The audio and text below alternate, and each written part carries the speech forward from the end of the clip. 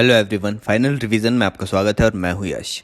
आज के लेक्चर में हम जलवायु परिवर्तन से संबंधित संगठन और सम्मेलनों की बात करेंगे। मैं इसके बारे में ट्रेडिशनल इन्फॉर्मेशन दूंगा, लेकिन करेंट अफेयर्स के टॉपिक्स अलग से सेपरेट लेक्चर में कवर किए जाएंगे। तो चलिए लेक्चर स्टार्ट करते हैं। पहली बार विश्व के द्वारा पर्यावरण संबंधी मुद्दों पर ध्यान जाने के बाद यूनाइटेड नेशन द्वारा 1972 में स्टॉकहोम में मानव पर्यावरण पर संयुक्त राष्ट्र कॉन्फ्रेंस या United Nations conference on human environment का आयोजन हुआ। इसमें मानव पर्यावरण के संवर्धन और संरक्षण के लिए विश्व के लोगों को एक साझा दृष्टिकोण और एक साझा सिद्धांत अपनाने को कहा गया। अब यूएनईपी के द्वारा प्रथम वैश्विक मानव पर्यावरण सम्मेलन स्टॉकहोम की 20वीं वर्षगांठ मनाने के लिए 1992 में ब्राज़ील के शहर रियो डी जेनेरियो में पृथ्वी सम्मेलन या अर्थ समिट का आयोजन किया गया। इसका आधिकारिक नाम यूएनसीडी या United nation conference on environment and development था।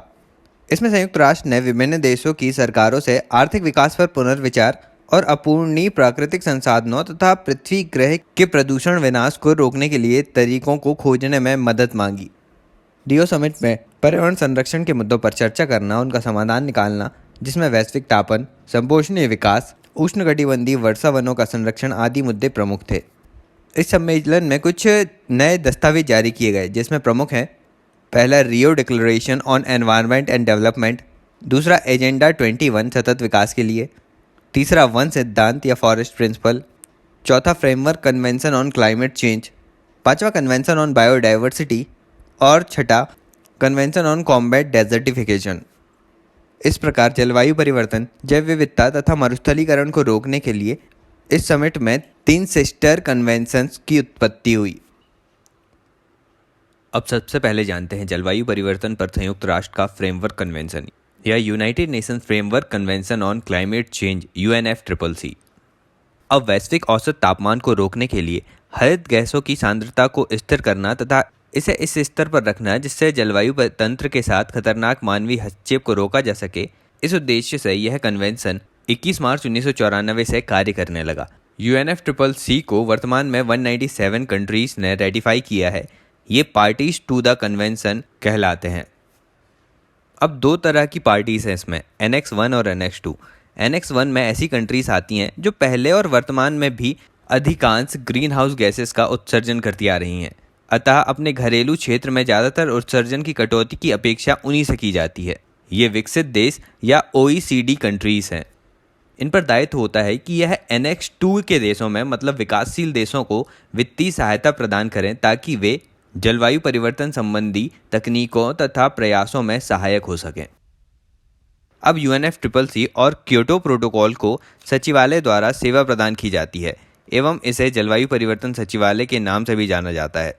यह COP या CMP ब्यूरो को भी समर्थन देता है। 1994 में UNFCCC के कार्य शुरू करने के बाद 1995 में इसका पहला सम्मेलन बर्लिन में हुआ था। 1995 तक देशों द्वारा जलवायु परिवर्तन के प्रति वैश्विक जवाबदेही को मजबूती प्रदान करने के लिए एक समझौते को लाया गया था और 2 साल बाद इसे 1997 में COP3 में क्योटो प्रोटोकॉल के रूप में अपनाया गया। चलिए जानते हैं कि 1997 का क्योटो प्रोटोकॉल क्या है। यह UNFCCC के अंतर्गत अंतर्राष्ट्रीय बाध्यकारी समझौता है जो जापान के क्योटो में 1997 में अपनाया गया और 16 फरवरी 2005 से कार्यशील हुआ। क्योटो प्रोटोकॉल के क्रियान्वयन से संबंधित विस्तृत नियम को मोरक्को देश के मराकेश में सन 2001 में COP7 में अपनाया गया था, इसीलिए इसे माराकेश समझौता या माराकेश अकॉर्ड भी कहते हैं। अब बीते वर्षों में अधिकतम ग्रीन हाउस गैसों का उत्सर्जन किया है विकसित देशों ने, इसीलिए UNFCCC का क्योटो प्रोटोकॉल इस सिद्धांत पर काम करता है, साझा परंतु विभेदी जिम्मेदारी या common but differentiated responsibility CBDR। अब क्योटो प्रोटोकॉल की प्रथम प्रतिबद्धता अवधि 2008 से 2012 के बीच थी। इसका लक्ष्य था कि Annex 1 के देशों को 2008 से 12 के बीच ग्रीन हाउस गैसों के उत्सर्जन में 1990 के स्तर से 5.2% की कटौती करनी है। आगे दूसरी प्रतिबद्धता अवधि थी 1 जनवरी 2013 से 31 दिसंबर 2020 तक की। इसमें ग्रीन हाउस गैसों के उत्सर्जन में 18% की कमी लानी थी। अब इस क्योटो प्रोटोकॉल में हमने Annex 1 के देशों की बात की थी जो OECD देश थे, साथ ही वे भी देश इसमें शामिल थे जो उस समय इकोनॉमिक ट्रांजिशन से गुजर रहे थे, जैसे बाल्टिक देश, रशियन फेडरेशन और विभिन्न मध्य तथा पूर्वी यूरोपीय देश। एनेक्स 2 में OECD देशों के अलावा सभी देश शामिल थे। लेकिन एक और आता है नॉन एनेक्स कंट्रीज, जो गैर परिशिष्ट देश हैं। इसमें ज़्यादातर विकासशील देश हैं जिन पर जलवायु परिवर्तन का सर्वाधिक प्रतिकूल प्रभाव पड़ सकता है। इन देशों में कन्वेंशन के तहत तकनीकी सहायता, निवेश और ऐसी गतिविधियों के आयोजन पर जोर देना है जो ग्रीन हाउस गैसों के उत्सर्जन से होने वाले प्रभावों से इन्हें बचा सके। अब उत्सर्जन में कमी लाने के लिए क्योटो प्रोटोकॉल 2 प्रकार की रणनीतियों पर काम करता है। पहला, उत्सर्जन कटौती रणनीति, जिसमें विकासशील देश अपने बाध्यकारी उत्सर्जन में कटौती करेंगे। और दूसरी इंपॉर्टेंट रणनीति है फ्लेक्सिबल मार्केट मैकेनिज्म। अब इसमें गैस उत्सर्जन को एक बाजार बना दिया गया है। देखिए, इसमें 3 तरह के मैकेनिज्म काम करते हैं। पहला है अंतर्राष्ट्रीय उत्सर्जन व्यापार या इंटरनेशनल एमिशन ट्रेडिंग।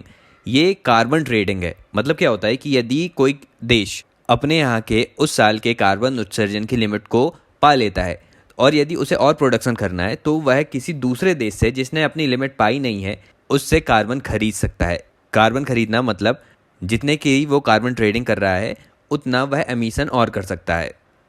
हाँ, लेकिन एक चीज़ याद रखिएगा कि ये जो कार्बन ट्रेडिंग है ये सिर्फ एनेक्स 1 के देशों के मध्य ही हो सकती है। फ्लेक्सिबल मार्केट मैकेनिज्म में दूसरा आता है क्लीन डेवलपमेंट मैकेनिज्म या स्वच्छ विकास तंत्र।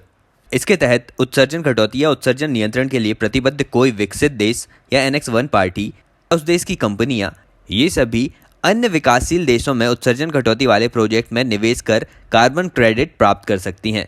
ऐसे प्रोजेक्ट एक विक्रय योग्य सर्टिफाइड उत्सर्जन कटौती या सर्टिफाइड एमिशन रिडक्शन यूनिट को खरीद सकते हैं, जो बोलचाल की भाषा में कार्बन क्रेडिट कहलाता है। अब फ्लेक्सिबल मार्केट मैकेनिज्म में तीसरा आता है जॉइंट इम्प्लीमेंटेशन या संयुक्त क्रियान्वयन। यह तंत्र क्योटो प्रोटोकॉल के तहत उत्सर्जन कटौती और नियंत्रण के लिए प्रतिबद्ध किसी विकसित देश या एनेक्स 1 पार्टी को दूसरे विकसित देश में उत्सर्जन कटौती या उत्सर्जन निष्कासन परियोजना या एमिशन रिडक्शन प्रोजेक्ट में निवेश द्वारा उत्सर्जन कटौती इकाई या एमिशन रिडक्शन यूनिट उपार्जित करने की अनुमति प्रदान करता है। यह 1 टन कार्बन डाइऑक्साइड के बराबर होता है, जो कि क्योटो प्रोटोकॉल की प्राप्ति में गणना योग्य है। मतलब फ्लेक्सिबल मार्केट मैकेनिज्म के तीनों जो अन्य मैकेनिज्म हैं वे सभी एनेक्स 1 कंट्रीज के मध्य कार्बन ट्रेडिंग, कार्बन क्रेडिट और कार्बन उत्सर्जन प्रोजेक्ट में निवेश के माध्यम से व्यापार की बात करते हैं। अब आगे, यदि कोई देश क्योटो प्रोटोकॉल का अनुपालन नहीं करता तो उसके लिए दंड का प्रावधान भी है। जैसे अगर कोई देश मापन और रिपोर्टिंग के लिए जरूरी अपेक्षाओं को पूरा नहीं करता तो संयुक्त राष्ट्र क्रियान्वयन द्वारा प्राप्त होने वाला क्रेडिट या ऋण के लाभ से उसे वंचित कर दिया जाएगा। और अगर कोई देश उसके लिए तय उत्सर्जन सीमा से ऊपर जाता है और किसी अन्य उपलब्ध तंत्र के द्वारा उन अंतरालों को पूरा करने का प्रयास नहीं करता है तो देश को अगली अवधि में उस अंतराल को पूरा करना होगा। साथ ही एक अतिरिक्त 30% उत्सर्जन कटौती को भी प्राप्त करना होगा। तो ये सारी बातें थी क्योटो प्रोटोकॉल की। अब आगे बात करते हैं बाली सम्मेलन 2007 के बारे में। ये सम्मेलन मुख्यतः मिटिगेशन और एडेप्टेशन की नीति के कारण फेमस है। बाली सम्मेलन UNFCCC का 13वां सम्मेलन था, जिसमें बाली रोड मैप अपनाया गया। इसके अंतर्गत बाली एक्शन प्लान सम्मिलित है, जो कि न्यू कॉम्प्रहेंसिव प्रोसीजर या नई समग्र प्रक्रिया की स्थापना करता है, ताकि दीर्घावधिक सहयोग या लॉन्ग टर्म कोऑपरेशन के द्वारा कन्वेंशन के पूर्ण प्रभावी और सतत क्रियान्वयन को 2012 तक और उसके बाद भी सक्षम बनाया जा सके। इस समय सरकारों ने योजना को 5 मुख्य श्रेणियों में वर्गीकृत किया, जिसमें 2 मुख्य हैं, मिटिगेशन और एडेप्टेशन। इसके अलावा शेयर्ड विजन, टेक्नोलॉजी और फाइनेंस भी अन्य 3 श्रेणियां हैं। बाली सम्मेलन में ही अनुकूलन निधि बोर्ड या एडेप्टेशन फंड बोर्ड की स्थापना की गई। साथ ही यहाँ यह डिसाइड किया गया कि उन वित्तीय तंत्रों का निरीक्षण किया जाएगा जो मौजूदा ग्लोबल एनवायरनमेंट फैसिलिटी के कार्यक्षेत्र से बाहर है। बाली रोड मैप के अंतर्गत ही एडहॉक वर्किंग ग्रुप को दीर्घावधिक सहयोग कार्य के अंतर्गत कार्य संचालन के लिए स्थापित किया गया। एडहॉक वर्किंग ग्रुप का केंद्रीय कार्य क्योटो प्रोटोकॉल के प्रथम प्रतिबद्धता अवधि के 2012 में समाप्त होने के बाद औद्योगिकृत राष्ट्रों के लिए उत्सर्जन कटौती प्रतिबद्धता को तय करना था। अब बाली रोड मैप के एडेप्टेशन और मिटिगेशन के बारे में जानते हैं। सबसे पहले देखते हैं एडेप्टेशन या अनुकूलन क्या होता है। अनुकूलन का अर्थ उन क्रियाकलापों से है जो जलवायु परिवर्तन के प्रभावों को कम करने के लिए क्षमता निर्माण कर सकते हैं। यह अनुकूलन भौतिक और पारिस्थितिकी तथा मानवीय प्रणालियों से होता है, जैसे सूखे की स्थिति में कम पानी का उपयोग करने वाली फसलों का प्रयोग, समुद्री जल स्तर में वृद्धि से बचाव करने वाली इमारतों का निर्माण आदि। मतलब जलवायु परिवर्तन के प्रभावों के अनुकूल अपने आप को ढाल लेना ही अनुकूलन है। बात करते हैं मिटिगेशन या शमन की, तो कन्वेंशन के अनुसार सभी पार्टीज को उनकी जिम्मेदारी और क्षमता को ध्यान में रखते हुए कार्यक्रम को तैयार कर उनका क्रियान्वयन करना है। मतलब शमन के अंतर्गत वह क्रिया आती है जो वातावरण में तापमान अवशोषक ग्रीन हाउस गैस उत्सर्जन के प्रवाह में कमी लाती है। ये क्रियाएं विस्तृत अर्थव्यवस्था के लिए भी हो सकती हैं एवं कुछ या एक क्षेत्र या सेक्टर को भी सम्मिलित कर सकती हैं, जैसे ऊर्जा आपूर्ति एवं मांग, परिवहन, भवन, उद्योग, कृषि, वानिकी और अवशिष्ट प्रबंधन। अब मिटिगेशन किस तरह से कर सकते हैं हम वो देखें, तो इसे नई तकनीकों को अपनाकर, नवीकरणीय ऊर्जा को अपनाकर, पुराने उपकरणों को ज़्यादा ऊर्जा सक्षम बनाकर, प्रबंधन अभ्यासों और उपभोक्ता व्यवहार में परिवर्तन लाकर, वृक्षारोपण के द्वारा। साथ ही मिटिगेशन की कुछ बाजार आधारित उपकरण हैं: ग्रीन हाउस गैस उत्सर्जन व्यापार योजना, CDM, INDC, नामास और REDD+। अब आगे आता है 2009 का कोपेनहेगन सम्मेलन। इसमें मुख्यतः 4 मुख्य निकायों की स्थापना हुई थी, जिसमें REDD+ पर एक तंत्र का विकास, कॉप के अंतर्गत उच्च स्तरीय पैनल जो वित्तीय प्रावधानों के क्रियान्वयन का अध्ययन करेगा, कोपेनहेगन ग्रीन क्लाइमेट फंड और टेक्नोलॉजी मैकेनिज्म की स्थापना हुई। इसमें कोपेनहेगन के ग्रीन क्लाइमेट फंड और REDD+ को ध्यान से याद रखिएगा। 2009 की कोपेनहेगन सम्मेलन ने कोपेनहेगन एकॉर्ड को जन्म दिया, जिसमें लघु और दीर्घ अवधि में कार्बन कटौती और जलवायु परिवर्तन जवाबदेही के लिए एक स्पष्ट राजनीतिक इरादे को व्यक्त किया गया। यह संयुक्त राष्ट्र अमेरिका और बेसिक देशों, बेसिक मतलब ब्राज़ील, साउथ अफ्रीका, इंडिया और चाइना के बीच ग्रीन हाउस गैस के उत्सर्जन पर रोक लगाने के लिए ऐतिहासिक अर्थपूर्ण समझौता था। अब इस समझौते में विकसित और विकासशील देशों के मध्य सामंजस्य नहीं बन पाया था। इसी वजह से COP15 एक बाध्यकारी समझौता या लीगली बाइंडिंग एग्रीमेंट नहीं बन पाया। कोपेनहेगन एकॉर्ड में वैश्विक औसत तापमान में वृद्धि पूर्व औद्योगिक स्तर से 2 डिग्री सेल्सियस से ज़्यादा ना हो तथा 1.5 डिग्री सेल्सियस से तापमान नीचे रखा जाए, इसकी बात की गई। कोपेनहेगन में विकासशील देशों ने उत्सर्जन में कमी के लिए राष्ट्रीय रूप से उचित कटौती रणनीति या मिटिगेशन स्ट्रेटेजी के अनुकरण करने को तो स्वीकारा था, लेकिन कार्बन उत्सर्जन में कमी के लिए प्रतिबद्धता की जरूरत को नहीं स्वीकारा। अब इसके बाद आगे आता है 2010 का कानकून जलवायु परिवर्तन सम्मेलन। इस सम्मेलन की मेजबानी मैक्सिको ने की थी। इस सम्मेलन में परिवर्तन के लिए सबसे व्यापक और दूरगामी अंतर्राष्ट्रीय अनुक्रिया का आधार तैयार हुआ, जिसे विश्व कार्बन उत्सर्जन शमन के लिए अब तक देखा जा सकता है। कानकून सम्मेलन की मुख्य बातें थीं कि वैश्विक तापमान 2 डिग्री सेल्सियस से ज़्यादा ना हो और इसकी वृद्धि नीचे लाकर 1.5 डिग्री सेल्सियस की जाए। साथ ही सबसे महत्वपूर्ण 2012 तक जलवायु हितैषी प्रौद्योगिकी के प्रसार के लिए टेक्नोलॉजी मैकेनिज्म तैयार करना। साथ ही विकासशील देशों में प्रोजेक्ट, प्रोग्राम, नीतियों और अन्य कार्यों के लिए वित्त प्रदान करने के लिए ग्रीन क्लाइमेट फंड की स्थापना करना। अब COP16 या कानकून सम्मेलन में 3 मुख्य तंत्रों का उद्भव हुआ था, उनके बारे में जानते हैं। पहला टेक्नोलॉजी मैकेनिज्म या तकनीकी तंत्र। इसमें मिटिगेशन और एडॉप्टेशन को शीघ्र प्राप्त करने के लिए प्रौद्योगिकी विकास और तकनीकी हस्तांतरण के कार्यों की बात की गई थी। इसके 2 मुख्य अवयव थे: टेक्नोलॉजी एग्जीक्यूटिव कमेटी या तकनीकी कार्यकारी समिति, और दूसरा मुख्य अवयव था CTCN या climate technology centre and network, जलवायु तकनीकी केंद्र और नेटवर्क। CTCN UNFCCC तकनीकी तंत्र का एक परिचालन तंत्र है, जिसकी मेजबानी UNEP और UNIDO मतलब United Nation Industrial Development Organization द्वारा की जाती है। यह केंद्र विकासशील देशों के अनुरोध पर निम्न कार्बन और जलवायु सह विकास के लिए पर्यावरणीय हितैषी तकनीकों के हस्तांतरण को त्वरित करने में बढ़ावा देता है। ये 3 मूल सेवाओं द्वारा तकनीकी हस्तांतरण की सुविधा प्रदान करता है। पहली, जलवायु तकनीकी के हस्तांतरण को त्वरित करने के लिए विकासशील देशों के अनुरोध पर तकनीकी सहायता प्रदान करना। दूसरा, जलवायु तकनीकों पर सूचना और ज्ञान की पहुंच सुनिश्चित करना। और तीसरा, जलवायु तकनीकी हितधारकों के बीच निजी और सार्वजनिक क्षेत्रों, अनुसंधान संस्थानों, एकेडमीज के क्षेत्रीय विशेषज्ञों और केंद्र के प्रादेशिक नेटवर्क द्वारा समन्वय को तेज करता है। CTCN सलाहकारी बोर्ड के अंतर्गत COP के निर्देशों के प्रति जवाबदेह है। चलिए अब आगे जानते हैं कि कानकून एडेप्टेशन फ्रेमवर्क क्या था। ये पार्टीज को तकनीकी सहायता और दिशा निर्देश प्रदान करना, तथा प्रासंगिक सूचना, ज्ञान और अनुभव को साझा करते हुए विकासशील देशों में सुभेद्यता या वल्नरेबिलिटी को कम कर रेजिलियंस के निर्माण की बात करता है। इसके बाद तीसरा आता है ग्रीन क्लाइमेट फंड। तो ये विकासशील देशों की फंडिंग करता है प्रोजेक्ट, कार्यक्रम, नीतियों और अन्य क्रियाविधियों को वित्तीय समर्थन देने के लिए। यह ग्रीन क्लाइमेट फंड 24 सदस्यों के ग्रीन क्लाइमेट फंड बोर्ड द्वारा शासित है, एक ट्रस्टी द्वारा प्रतिबंधित है। इसमें विकसित और विकासशील देशों के समान संख्या में सदस्य सम्मिलित हैं। GCF का अंतरिम या अल्पकालीन ट्रस्टी वर्ल्ड बैंक को माना जाता है। चलिए अब नामा के बारे में जानते हैं, जो बाली रोड मैप 2007 में आया था। इसमें नामा का मतलब है नेशनली अप्रोप्रिएट मिटिगेशन एक्शंस। यह विकासशील देशों में राष्ट्रीय स्तर पर ग्रीन हाउस गैसों के उत्सर्जन को कम करने की प्रतिबद्धता के रूप में नीतियों और कार्यों का एक सेट है।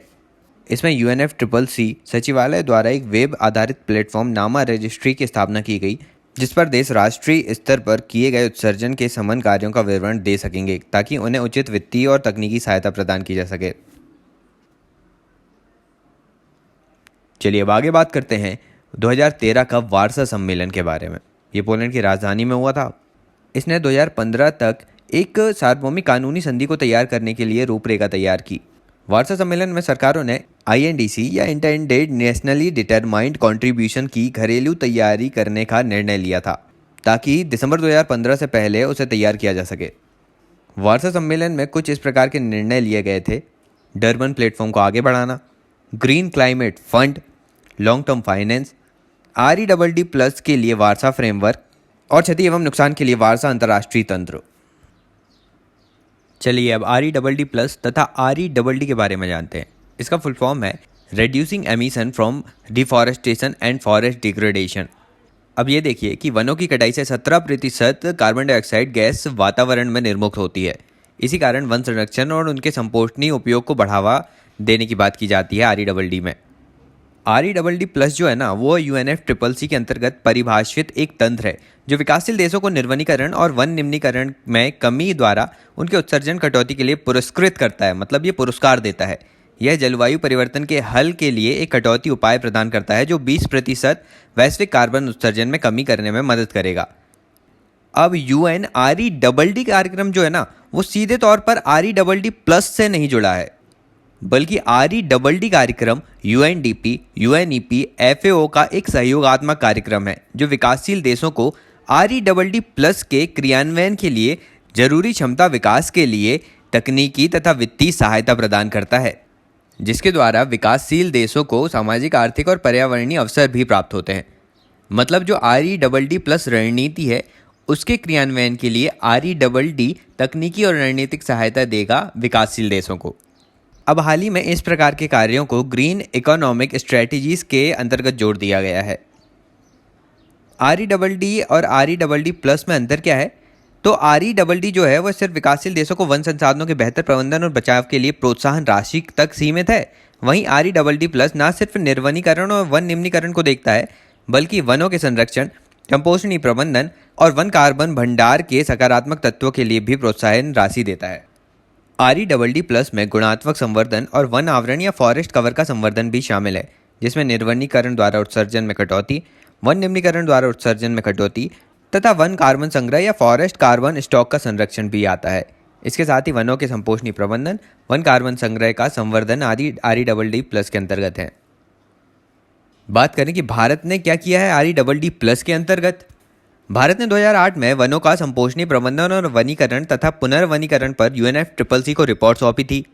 भारत ने CBD के COP11 का आयोजन मेजबान के रूप में 2012 में किया था। भारत ने नवंबर 2011 में INCCA Indian network on climate change assessment का प्रकाशन भी किया था। चलिए फिर से आ जाते हैं वार्सा सम्मेलन में।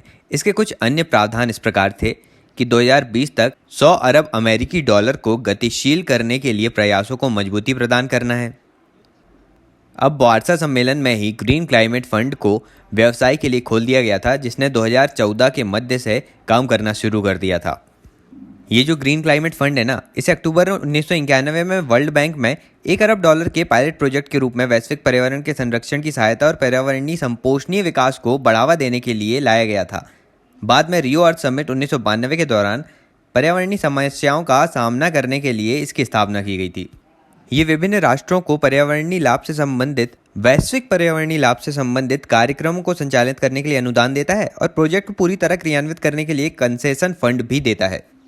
Global environment facility UNDP, UNEP और वर्ल्ड बैंक ने प्रारंभिक सहयोग के तौर पर शुरू किया था। हाँ, लेकिन बाद में 1994 से विश्व bank global environment facility trust निधि या ट्रस्ट फंड के लिए ट्रस्टी की तरह कार्य कर रहा है। अब ये UNFCCC के अलावा अलग अलग प्रकार के जितने भी कन्वेंशन हो रहे हैं ना, उन सबको फाइनेंशियल एड प्रोवाइड करता है। जैसे Stockholm Convention on Persistent Organic Pollutant 2001, United Nation Convention to Combat Desertification 2003, Minamata Convention on Mercury 2013, Convention on Biodiversity UNFCCC, ये इन सभी को वित्तीय सहायता प्रोवाइड करता है। अब GEF में दो अलग तरह के अनुकूलन केंद्रित फंड का भी प्रावधान किया गया है, जिसमें पहला है लीस्ट डेवलपमेंट कंट्री फंड और दूसरा है स्पेशल क्लाइमेट चेंज फंड। इसमें लीस्ट डेवलप्ड कंट्रीज फंड जो है ना, LDCF, यह है 51 निम्न विकसित देशों को विशिष्ट जरूरतों पर ध्यान देता है। LDCF उन क्षेत्रों और संसाधनों की सुभेद्यता को कम करता है जो विकास और उत्तरजीविता के प्रमुख केंद्र हैं, जैसे जल, कृषि, खाद्य सुरक्षा, स्वास्थ्य, आपदा जोखिम प्रबंधन और निवारण, अवसंरचना और नाजुक पारितंत्र। अब दूसरा आता है विशिष्ट जलवायु परिवर्तन फंड या the special climate change fund SCCF। यह 2001 के कन्वेंशन के अंतर्गत स्थापित किया गया एक स्वैच्छिक निधि है यह, जो जलवायु परिवर्तन के नकारात्मक प्रभावों से निपटने के लिए चलाए जा रहे कार्यक्रमों को वित्त पोषण में पूरक का कार्य करता है। SCCF UNFCCC के सभी विकासशील देशों के अनुकूलन और तकनीकी हस्तांतरण एवं क्षमता निर्माण को समर्थन करता है। यह जल संसाधन प्रबंधन, भूमि प्रबंधन, कृषि, स्वास्थ्य, अवसंरचना विकास, संवेदनशील पारितंत्र आदि में दीर्घ अवधि और लघु अवधि अनुकूल कार्यों को समर्थन प्रदान करता है। चलिए अब आगे बात करते हैं पेरिस सम्मेलन 2015 के बारे में। ये COP21 था। यह विश्व के सभी राष्ट्रों के लिए वर्ष 2020 के बाद की अवधि के लिए जलवायु परिवर्तन के विरुद्ध कार्य करने के लिए योजना प्रस्तुत करता है। इसी के तहत CBDRRC या common but differentiated responsibility and respective capabilities को सामने लाया गया। पेरिस एग्रीमेंट का उद्देश्य वैश्विक तापमान वृद्धि को पूर्व औद्योगिक स्तर से 2 डिग्री सेल्सियस की वृद्धि से नीचे रखना है। इसमें कार्बन डाइऑक्साइड उत्सर्जन में 2050 तक 50% की कमी और 2100 ईस्वी तक 100% की कटौती का लक्ष्य रखा गया है। साथ ही यहाँ पर संपोषणीय विकास की ओर अग्रसर होने के लिए 17 संपोषणीय विकास लक्ष्य या सस्टेनेबल डेवलपमेंट गोल्स और 169 लक्ष्यों या टारगेट्स का एक नया सेट 2015 में विश्व सरकारों द्वारा अपनाया गया। क्योटो प्रोटोकॉल की अवधि 2020 तक थी, तो 2020 के बाद जो काम करेगा वो पेरिस जलवायु समझौता होगा। अब पेरिस जलवायु समझौते के कुछ प्रमुख करार इस प्रकार हैं। पहला है CBDRRC, common but differentiated responsibilities and respective capabilities. इसमें विभिन्न राष्ट्रीय परिस्थितियों को देखते हुए विभेदित उत्तरदायित्वों और संबंधित क्षमताओं का आग्रह किया गया है। इसके अंतर्गत शमन, अनुकूलन, वित्त पोषण, प्रौद्योगिकी विकास और अंतरण, क्षमता निर्माण और कार्य की पारदर्शिता आदि का सिद्धांत अपनाया गया है। अगला आता है NDC या नेशनली डिटरमाइंड कंट्रीब्यूशन। NDC एक स्वैच्छिक कार्य योजना है। इसमें विकसित देशों के साथ साथ विकासशील देश भी शामिल हैं। INDC के अंतर्गत राष्ट्रीय स्तर पर निर्धारित योगदान में प्रमाणात्मक सूचना, कार्यान्वयन की समय सीमा, संभावना और दायरा, योजना बनाने की प्रक्रिया, मानवकृत ग्रीन हाउस गैस के लिए अनुमान और जिम्मेदारी सहित अवधारणाएं और कार्य प्रणाली संबंधित दृष्टिकोण शामिल हैं। आगे हम मिटिगेशन और एडेप्टेशन की बात कर ही चुके हैं, ये भी पेरिस क्लाइमेट एग्रीमेंट में आते हैं। इसके बाद फाइनेंसिंग आता है। ये विकसित देशों पर बाध्यकारी था। इसमें विकासशील देशों की ज़रूरतों और प्राथमिकताओं के संदर्भ में वर्ष 2015 से पहले $100 बिलियन प्रतिवर्ष के आधार पर विकसित देशों को नए लक्ष्यों को तय करना था। आगे आता है ट्रांसपेरेंसी। यह विकसित देशों के पक्षकारों द्वारा उनके राष्ट्रीय संवाद, अर्धवार्षिक रिपोर्टों आदि में प्रदान की गई सूचना अंतर्राष्ट्रीय आकलन और समीक्षा के अधीन है, जबकि विकासशील देशों द्वारा प्रदान की गई सूचना अंतर्राष्ट्रीय परामर्श और विश्लेषण के अधीन है। इसके बाद पेरिस एग्रीमेंट का अगला तथ्य है प्रौद्योगिकी विकास और हस्तांतरण, टेक्नोलॉजी डेवलपमेंट एंड ट्रांसफर। इसमें अनुसंधान और विकास तथा नवोन्मेष पर बल दिया गया, जिसमें प्रौद्योगिकी तंत्र और वित्तीय तंत्र के बीच संबंध स्थापित किया गया है। इस सम्मेलन में तकनीकी ढांचे के द्वारा तकनीकी हस्तांतरण के लिए एक तंत्र स्थापित किया जाएगा। यह विकासशील देशों को उनके कार्बन उत्सर्जन में कटौती और अनुकूलन कार्यक्रम के लिए होगा। चलिए अब आगे जानते हैं अंतर्राष्ट्रीय सौर ऊर्जा गठजोड़ के बारे में, इंटरनेशनल सोलर एनर्जी अलायंस। अब भारत ने इस पहल को शुरू किया था 121 विकसित और विकासशील देशों को एक साथ जोड़कर। इसमें नरेंद्र मोदी तथा फ्रांसीसी राष्ट्रपति फ्रांसवा ओलांद के साथ मिलकर अंतर्राष्ट्रीय सौर गठबंधन की घोषणा की गई। इसमें विकसित और विकासशील देशों को साथ लाने के लिए भारत की ओर से 175 करोड़ रुपए की सहायता का वादा किया गया था और यह गठजोड़ अभी भी जोर शोर से कार्य कर रहा है। आगे इसी से संबंधित मिशन इनोवेशन था, जो विश्व के 20 बड़ी अर्थव्यवस्थाओं ने मिलकर स्वच्छ ऊर्जा की उपलब्धता के उद्देश्य से शुरू किया था। इसमें 20 देशों में वैश्विक नेताओं में 5 प्रमुख देश के नेता, जिसकी जनसंख्या अधिक है, चीन, भारत, अमेरिका, इंडोनेशिया और ब्राज़ील आदि ने इसकी स्थापना की थी। तो ये सारे कन्वेंशन थे जलवायु परिवर्तन से संबंधित। अब इनसे संबंधित विभिन्न करंट अफेयर्स के टॉपिक्स या अन्य होने वाले आगे सम्मेलन वो हम करंट अफेयर्स के टॉपिक में देख ही लेते हैं। और भारत इन सम्मेलन से रिलेटेड कौन कौन से कार्य कर रहा है, जिसमें National Action Plan on climate Change, State Action Plan on climate Change, जलवायु परिवर्तन के लिए राष्ट्रीय अनुकूल निधि NAFCC, coal cess and National Clean Energy Fund, performance achieve and trade, ये सारी कार्य नीतियों के बारे में हम अलग से ही सेपरेट लेक्चर में देख चुके हैं। चलिए अब कुछ अन्य टर्मिनोलॉजीज की बात करते हैं। सबसे पहले देखते हैं ग्रीन अकाउंटिंग या हरित लेखांकन या पर्यावरण लेखांकन के बारे में। पियर्स एंड बाफोर्ड ने सबसे पहले पर्यावरण लेखांकन की विधि विकसित की थी, जिसके अनुसार संपूर्ण पूंजी संपत्ति के अंतर्गत मानवीय पूंजी और पर्यावरणीय पूंजी को सम्मिलित किया जाता है। अब हमारे इकोनॉमिक डेवलपमेंट में प्राकृतिक संसाधनों, वन संपदा, खनिज संपदा, जल संसाधन आदि का बहुत महत्वपूर्ण योगदान होता है। और यह जो हरित लेखांकन है, यह राष्ट्रीय आय आकलन की ऐसी विधि है जिसमें राष्ट्रीय उत्पादन की अभिवृद्धि में प्रयुक्त हुए प्रकृति प्रदत्त संसाधनों की अपक्षय लागतों को राष्ट्रीय उत्पाद में से घटाया जाता है। मतलब नेशनल इनकम में से प्राकृतिक संसाधनों के लॉस को घटा दिया जाता है। आगे है ग्रीन इंडेक्स या हरित सूचकांक। यह विश्व बैंक के पर्यावरण पोषक विकास खंड ने देश की संपत्ति के आकलन में एक नया सूचकांक विकसित किया है, जिसे हरित सूचकांक कहते हैं। इसके अंतर्गत इनके 3 अंग हैं: उत्पादित पदार्थ, प्राकृतिक संपदा तथा मानव संसाधन को अलग अलग मूल्य प्रदान किया जाता है। इसी आधार पर प्रत्येक देश की प्रति व्यक्ति आय ज्ञात की जाती है। आगे है ग्रीन GNP। यह निश्चित अवधि में प्रति व्यक्ति उत्पत्ति संपदा की वह मात्रा है जिसे देश की प्राकृतिक संपदा को स्थिर रखते हुए प्राप्त किया जा सकता है। इसका मूल्यांकन प्रत्येक 10 वर्ष में होता है। आगे आती है ग्रीन इकोनॉमी। सरल शब्दों में ग्रीन इकोनॉमी का अर्थ है एक ऐसी निम्न कार्बन अर्थव्यवस्था जिसमें समृद्धि, संसाधन, सहायता और सामाजिक रूप से समावेशी हो। मतलब ऐसी हरित अर्थव्यवस्था जिसमें आय और रोजगार में समृद्धि पब्लिक और प्राइवेट निवेश के द्वारा लाई गई हो, जो कार्बन उत्सर्जन और प्रदूषण में कटौती करती है, साथ ही ऊर्जा का संवर्धन करती है, संसाधन सक्षमता, पारितंत्रीय सेवाओं और जैव विविधता को बढ़ावा देती है। इस प्रकार हरित अर्थव्यवस्था संपोषणीय विकास के लिए एक आर्थिक वाहन का कार्य करता है। यह जो हरित अर्थव्यवस्था है ना, ये Rio+20 की केंद्रीय थीम थी। हरित अर्थव्यवस्था को मापने के तरीके कुछ इस प्रकार हैं। पहला, इकोनॉमिक इंडिकेटर, जो निवेश और रोजगार की हरित क्षेत्रों में हिस्सेदारी को मापता है। दूसरा, एनवायरनमेंट इंडिकेटर, जो क्षेत्रीय या विस्तृत अर्थव्यवस्था के स्तर पर संसाधन उपयोग की सक्षमता को दर्शाता है, जैसे ऊर्जा और जल का उपयोग। यह ग्रीन इकोनॉमी इनिशिएटिव UNEP का है, जिसे 2008 में सामने लाया था। आगे बात करते हैं अर्थ आवर के बारे में।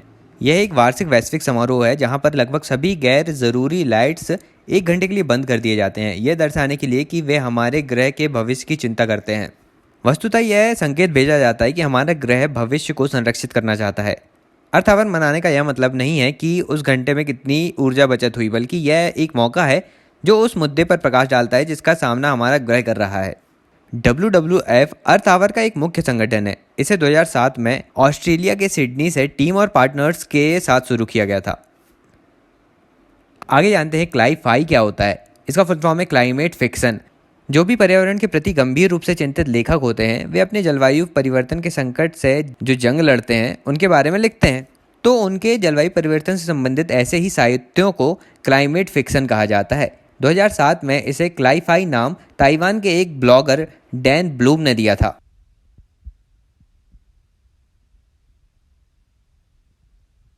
चलिए अब आगे जानते हैं बायोडाइवर्सिटी से संबंधित विभिन्न समझौतों के बारे में या कन्वेंशंस के बारे में।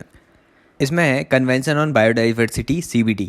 1980 में UNDP के सदस्यों द्वारा बायोडाइवर्सिटी संरक्षण संबंधी ड्राफ्ट तैयार किया गया था। फिर 1992 में पृथ्वी सम्मेलन में हस्ताक्षर के लिए रखा गया है, यही CBD कहलाया। इसके कुछ उद्देश्य इस प्रकार है कि जैव विविधता का संरक्षण करना है, जैव तकनीकों का सुरक्षित और सतत उपयोग करना है, और अनुवांशिक संसाधनों से जो लाभ प्राप्त होंगे उनका युक्ति युक्त बंटवारा हो, ये भी सुनिश्चित करना है। अब इसी से संबंधित आता है कार्टाजेना सम्मेलन। यह 29 जनवरी 2000 को हुआ था और प्रभावी हुआ 11 सितंबर 2003 से। इस सम्मेलन में जैव संवर्धित जीव या लिविंग और जेनेटिकली मॉडिफाइड ऑर्गेनिज्म पर ध्यान दिया गया था। ये ऐसे जीव हैं जिसे जैव तकनीकी के माध्यम से संवर्धित किया जाता है। कार्टाजेना सम्मेलन में यह बात रखी गई कि जेनेटिकली मॉडिफाइड जीवों के 2 देशों के मध्य आयात निर्यात और इससे संबंधित सुरक्षा मानक तय करना होगा तथा आधुनिक जैव तकनीकी से उत्पन्न खतरे से जैव विविधता की रक्षा करना है और मानव स्वास्थ्य तथा पर्यावरण की रक्षा करना है। इसके बाद आता है जैव विविधता का 10वां सम्मेलन, नागोया सम्मेलन, जिसमें आईची लक्ष्यों की बात की गई थी। यह 18 अक्टूबर से 29 अक्टूबर 2010 के मध्य हुआ था। इसमें 20 महत्वाकांक्षी लक्ष्यों में 5 रणनीतियों की बात की गई थी। अब इसमें लघु रणनीति के अंतर्गत 10 वर्षों के लिए 2011 से 2020 की रणनीति आई थी और कुछ दीर्घकालिक लक्ष्यों के लिए 2050 तक के लिए दीर्घकालिक रणनीति आई थी। नागोया सम्मेलन का उद्देश्य था कि आनुवंशिक संसाधनों से प्राप्त लाभों का स्वस्थ और एक समान बंटवारा हो। अब 20 आईची लक्ष्यों के लिए 5 रणनीतियाँ इस प्रकार थीं। पहला, जैव विविधता के ह्रास के कारण को मुख्य धारा से जोड़ना और सरकार तथा समाज को उससे अवगत कराना। दूसरा, जैव विविधता पर प्रत्यक्ष दबाव कम करना और उसके सतत उपयोग को बढ़ावा देना।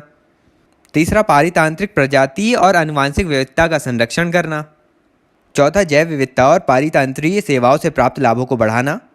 और 5वीं रणनीति थी सहभागिता मूलक योजना निर्माण, ज्ञान प्रबंधन, क्षमता निर्माण आदि के माध्यम से नीतियों का क्रियान्वयन आसान करना। ये थी 20 आईची लक्ष्यों की 5 रणनीतियाँ। अब हर वर्ष 22 मई को जैव विविधता दिवस मनाया जाता है। चलिए, बायोडाइवर्सिटी की बात हमने कर ली और आज का लेक्चर बस इतना ही रखते हैं। लेक्चर अच्छा लगा हो तो लाइक कीजिए, ज़्यादा से ज़्यादा शेयर भी कीजिएगा और पहली बार चैनल पर आ रहे हो तो चैनल सब्सक्राइब भी करना है। अगले लेक्चर में मिलेंगे तो एनवायरनमेंट के करंट अफेयर्स की बात करेंगे। अभी के लिए चलता हूँ, मिलते हैं अगले लेक्चर में एक नए टॉपिक के साथ। Thank you so much for listening.